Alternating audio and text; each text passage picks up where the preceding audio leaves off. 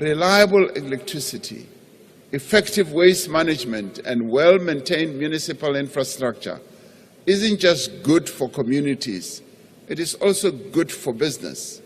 But it is also good so that our municipalities must get good revenue.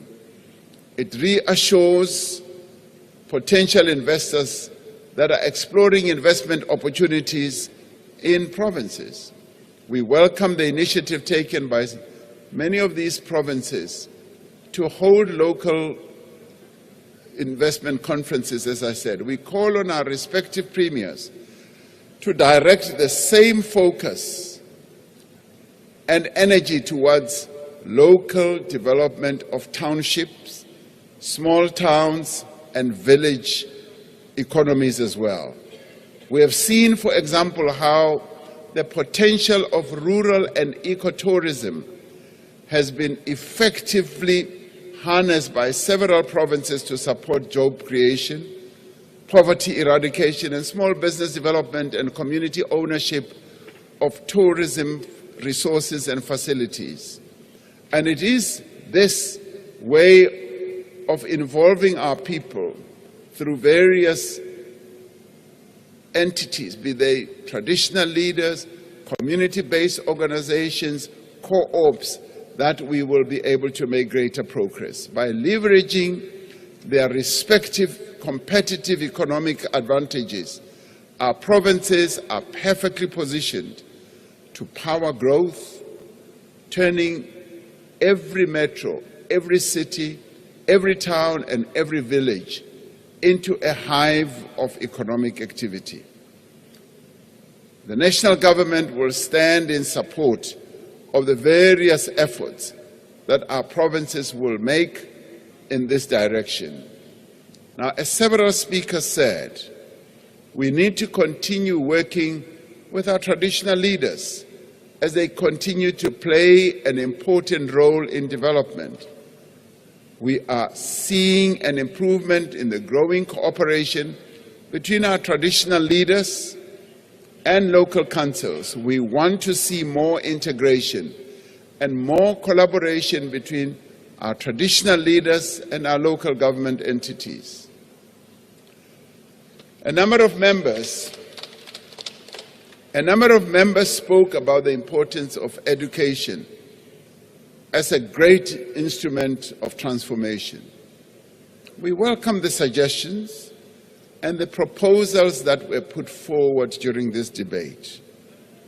Education is at the heart of inclusive growth, job creation, and social upliftment.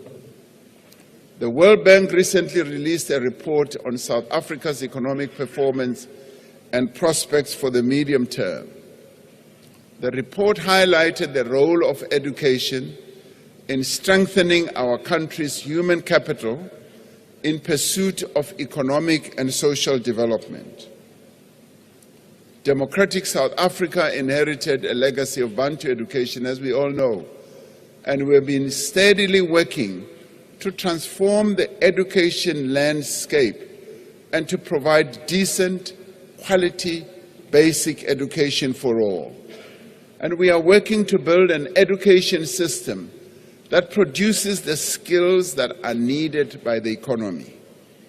And this means, among other things, that our children must have a strong literacy and numeracy base from the earliest years. And that is why we have laid so much emphasis on early childhood development to improve the learning outcomes of our children in the foundational phase. We concur with the sentiments that were expressed during this debate that technical and vocational training must be strengthened if we are to develop the skills pipeline that are needed for the vast majority of our people in a changing world of work.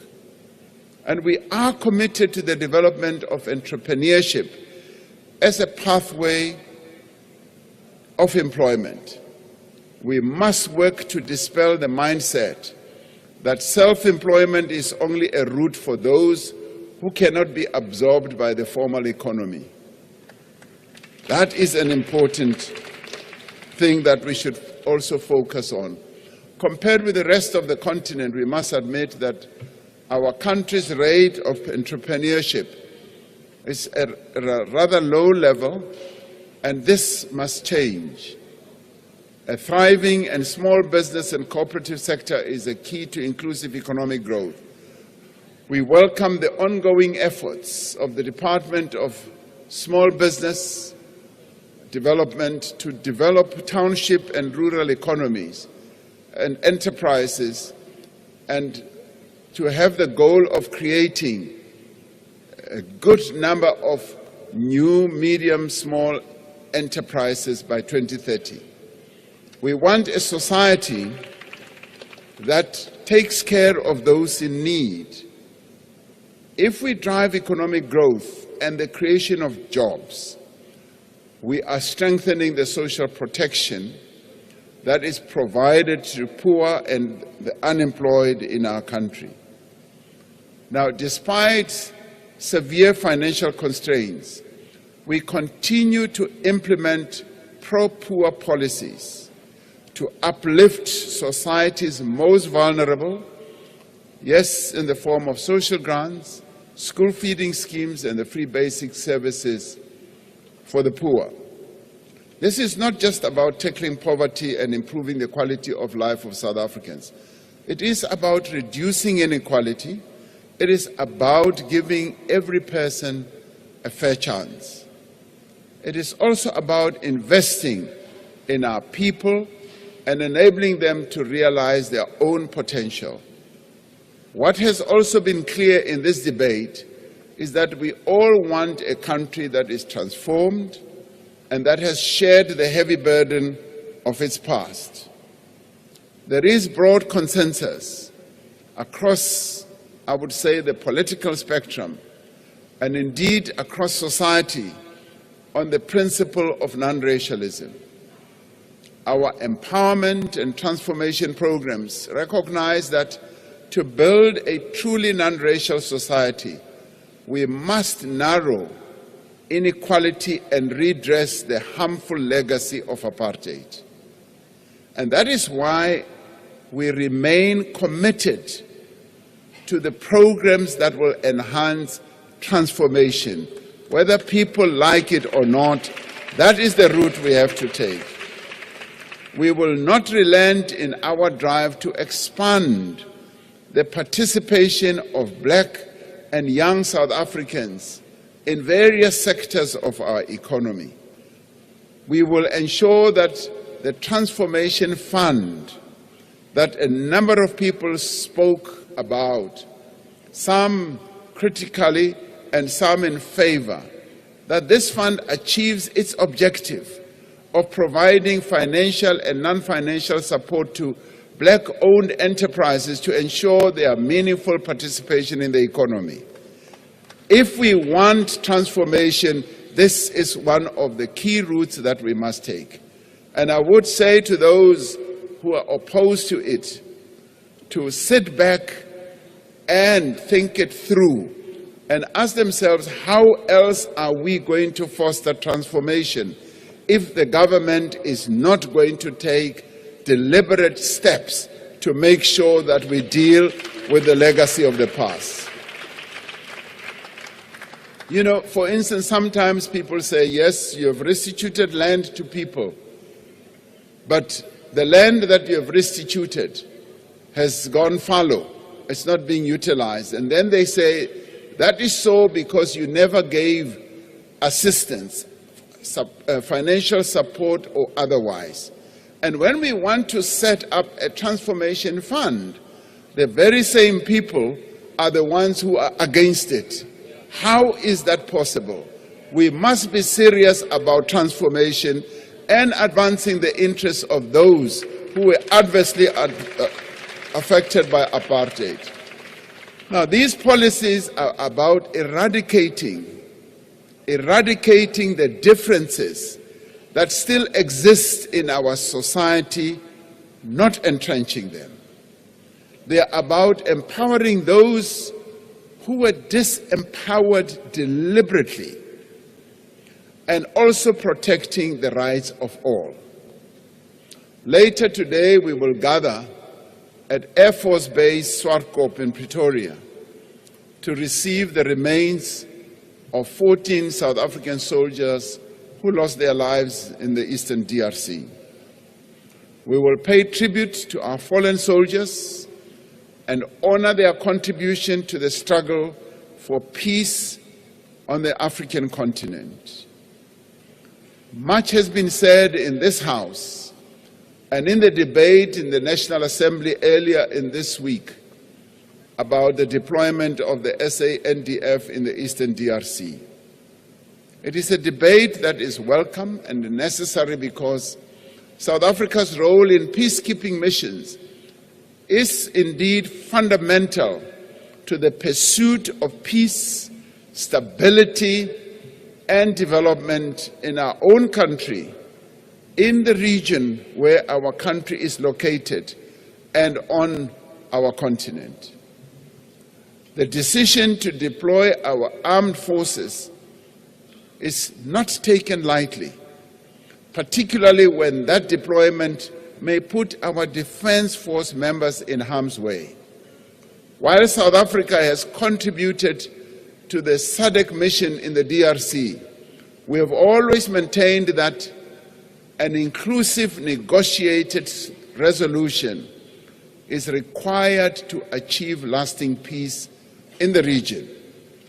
And we therefore welcome the outcome of the joint summit, a joint summit which was really historic in that it brought together SADC and the East African community over the weekend, and where we agreed that direct negotiations and dialogue must resume between all state parties as well as non-state parties, including M23.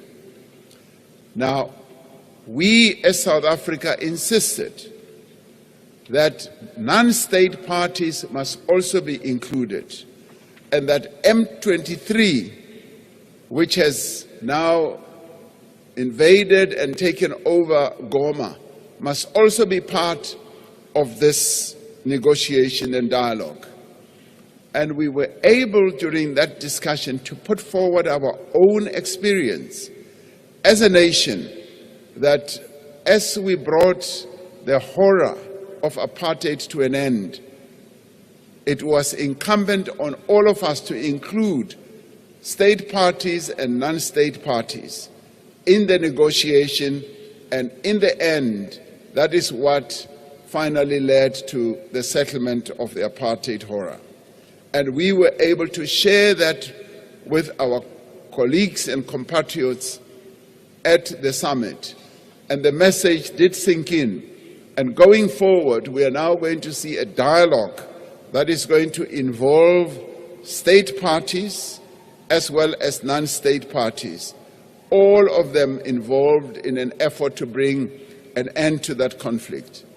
The outcomes from the joint summit are in confidence-building measures towards a sustainable peace, which will finally lead to the drawdown of the SADC troops. As South Africa, we will do whatever is within our means to support the peace effort so that this conflict should finally end and the people of the region should finally know peace. This weekend, I'll be traveling to Addis Ababa in Ethiopia for the 38th ordinary session of the Assembly of Heads of States and Government of the African Union. The AU has designated the theme for 2025 as Justice for Africans and People of African Descent through to foster meaningful connections and encourage investment in our countries. This initiative is about more than reparations. It is a powerful call for unity, empowerment, and the upliftment of our continent. And together we will forge a resilient continent where hopes thrive, allowing people of African descent to reconnect meaningfully with their continent. We live in times of great uncertainty that are impacted by geopolitical events that are unfolding way beyond our shores. Closer to home, we have considerable challenges to overcome if we are to build a country freedom with true equality and shared prosperity for all. And this, in my view, is a time of opportunity and hope. Now, the Government of National Unity represents the best of that hope. We have demonstrated that we are prepared to put our political differences aside and work for the common good of all South Africans. And we have decided that we are not going to sit on the sidelines and make noise. We've decided that we are going to fold our sleeves and get right into the center of what needs to be done. Now, this government remains united in pursuit of South Africa that improves the material prospects of every South African man and woman and child. And we are committed to upholding our hard-won democracy. We are also committed to expanding the frontiers of opportunity for all South Africans. As we do so, we are guided, as I've said in the past, by our Constitution, our Bill of Rights, and the rule of law. And as we rise from this debate, I am convinced that despite our differences, we share a common desire for a South Africa that belongs to all who live in it. And from what I have heard in this debate, this desire is shared by all sides of this House. And that to me is heartening, because it is this vision of a nation that works for all. Even those who were critical of what is being done in government were also united in saying we do need a vision that is going to take this country forward. They were able to put proposals forward and also criticism forward. And let me say as I close, the proposals that you have put forward and criticisms are taken seriously. And I will certainly be spending a considerable amount of time going through your speeches and seeing what is best that we can draw from what was said here to take South Africa forward. So let us all unite to take this country forward and work hard for the people who elected us to come here. And thank you very much for your participation in the debate.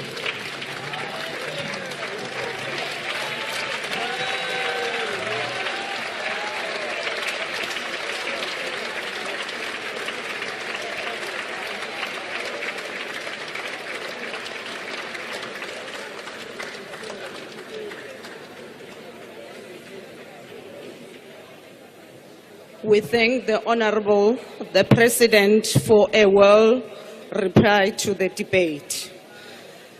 That concludes the debate on the State of the Nation address and the business of the day. Honorable members, the joint sitting is adjourned. Thank you.